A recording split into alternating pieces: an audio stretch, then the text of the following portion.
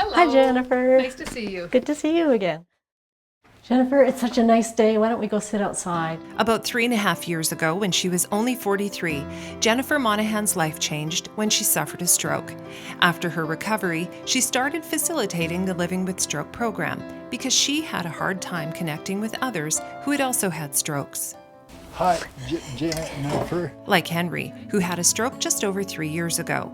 It was a dark February morning, and Sylvia, Henry's wife, was woken up by his tossing and turning. When she asked him if he was all right and he didn't respond, she knew something was terribly wrong. And she was right. Henry had suffered a stroke while asleep. I was getting really scared and frustrated because I couldn't understand. And then he turned to me with his hand on his head like this. And then I got really scared. So I turned on the light, and then I right away saw his face drooping. And that's when we called 911. Like Jennifer, Henry's journey after stroke included a lot of therapy. And after stroke, it's quite common for people to be left with communication problems. It's like learning to do everything again. For us and our children, it was a very emotional time. It was painful to watch him not be able to communicate. The first time we had the group, somebody mentioned being tired, and everybody around the table said, yes, I'm so tired all the time. And we were all everybody just felt so relieved that they weren't awed for what they were going through. To be honest, for me, it was a lifeline when I heard that they were actually starting a program like that. It was so good to meet other people. For Henry, it was really good because he met other stroke survivors who shared so many of the same issues and struggles. But I think for me, it was so good to meet other caregivers. And they allowed us to have times to share with each other, because there too, we had no one to go to, and you felt really alone. Better than mine.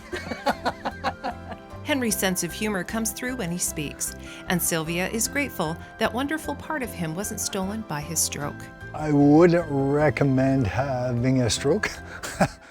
Do you want to dig, or do you want to carry them to the grass? Living with a stroke group was pretty amazing, because you're not alone. Because when you're out of the hospital, you're on your own. And living with stroke was pretty amazing.